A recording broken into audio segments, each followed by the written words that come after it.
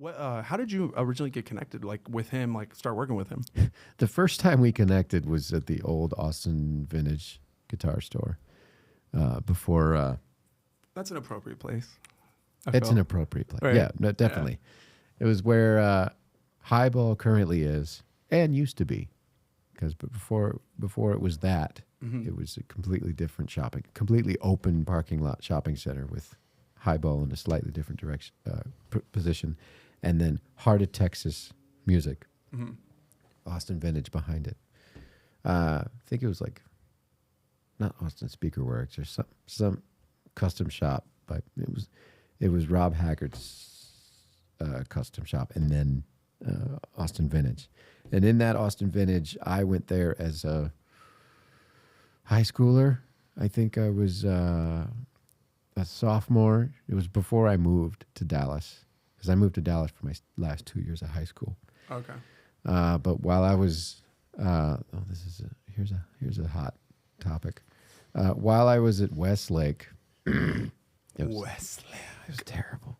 I didn't play football, so I didn't have friends. I mean, I've heard things about Westlake. Oh yeah, but while I was there, I was at Austin Vintage. That I was had surprising. a 68 drip edge twin reverb, and I wanted to actually I didn't want to get rid of it. I wanted to buy a jazz guitar, and no one does this, but for some reason I thought, I should go in with my own amp and try a bunch of guitars through my amp. Kind of like how you would say, if you're shopping for an amp, maybe you would go into a guitar store with your guitar and plug in through a bunch of amps. That makes sense. Right. It doesn't make sense what I did, but whatever.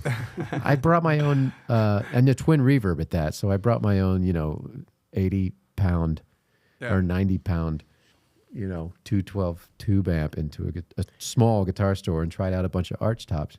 Eric walked in and he goes, "Oh, wow, is that a 68? Actually, he didn't, because he knew it was a 68 by looking at it.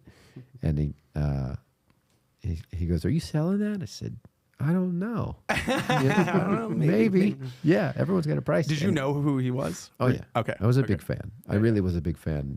Were you growing trying, up. like, how was that for you in that moment where you're like, because I've been around people where I'm like, I'm trying to keep my cool, Right.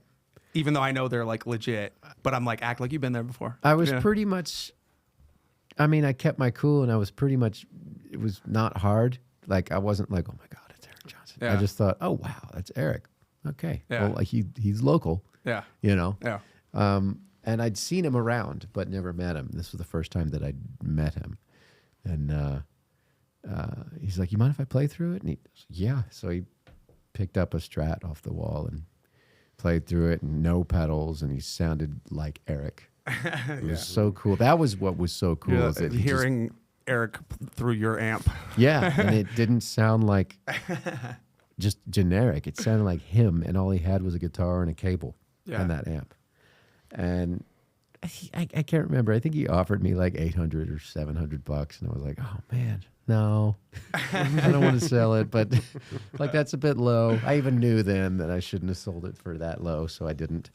But that was my first time meeting him, I believe. But And this was, how old are you when was I this? was like a freshman or sophomore, so I was like 15, 16. In high school. Yeah. Oh, okay. Damn. Yeah. That's cool.